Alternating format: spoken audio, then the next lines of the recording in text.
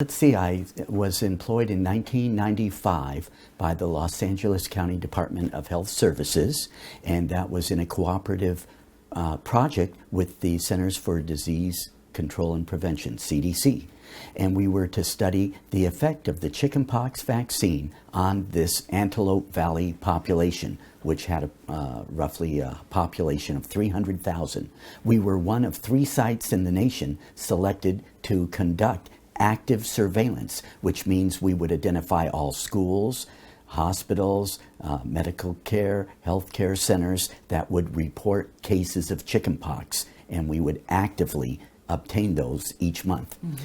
So what happened in the course of time, we initially started monitoring only chickenpox, but there were some nurses in the schools that were saying for the first time they were hearing cases of children with shingles, or herpes zoster is the technical name. And so just before our grant was renewed in year 2000, roughly 5 years later, what we did was put in a proposal to monitor both chickenpox and shingles because it was no more difficulty. We already had it set up to collect the chickenpox cases, and it was trivial to add shingles to the data. Within a year or so, I found abnormally high incidence rates of shingles among children who were not vaccinated. Also, reports among adults seem to be increasing in the community. I participated with the CDC in the publication of papers that showed the 80% decrease in chickenpox from 1995 to around the year 2000. But there was specifically no request for data dealing with the shingles and its incidence rates. Initially, we should have been monitoring both diseases, but the plan was only to monitor the chickenpox vaccine. Shingles is a disease, a secondary disease. Once you've had the chickenpox, you can reactivate the same varicella zoster virus as shingles. That's normally on one side of the body in what is called a dermatome, a specific region, and it's the second manifestation after you've had chickenpox. Normally, older adults get shingles many, many years after their chickenpox initial case. Adults continue to be boosted year by year by cases of chickenpox in the community. And so once you're boosted, your body is reminded that you once had chickenpox and you build up an immunity again. And when that immunity wanes, such that you're no longer have these exogenous or outside exposures to children with chickenpox, then you will break out in shingles.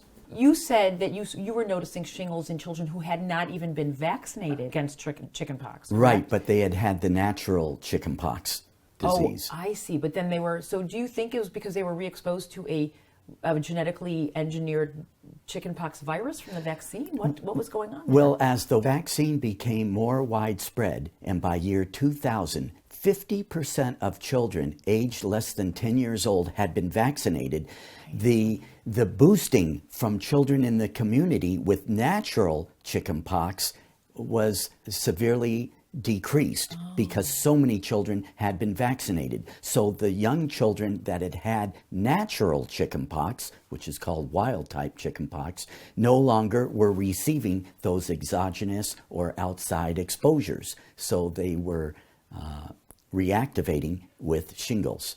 And what about the children who had received the vaccine? Were they getting shingles? Were they coming down with shingles as well? Vaccinated children were reported as having shingles, but it was less than those who had the natural disease because the vaccine was an attenuated OCA or vaccine strain of the virus. And so once you're vaccinated, you get a recent boost, so you're unlikely to reactivate with shingles. Still a small number reactivated with shingles. And so what happened with this information? What was going on? I know that there was some issue with the CDC not wanting you to publish your findings. Well, I was the sole research analyst for our group in the Antelope Valley area. We operated out of High Desert Hospital. So I had access to all the information. I had written all the programs of analysis and that were used in the summaries to CDC. And so I was encouraged to write whatever was of publication quality material to promote the varicella vaccine and vaccination in general. When it came to shingles rates, the CDC, along with the local supervisors out of High Desert Hospital or the LA County Department of Health Services, did not want me to really investigate the shingles aspect. Because it would look bad for the vaccine? Because that was considered a deleterious or negative effect of vaccine, and it could possibly influence vaccination rates. Why are shingles increasing? And so then I looked at different medical journal papers, and I found one dating back to 1965 that the rates of shingles in the different age groups were due to the association with children with chickenpox. So adults who rarely have contact had very high rates of shingles. Adults with children had lower rates of shingles than parents who had already raised children and the children had left. There were also papers on physicians that saw children regularly in their practice. They had 1/8 the shingles incidence rate of the normal population because they were getting boosted all the time.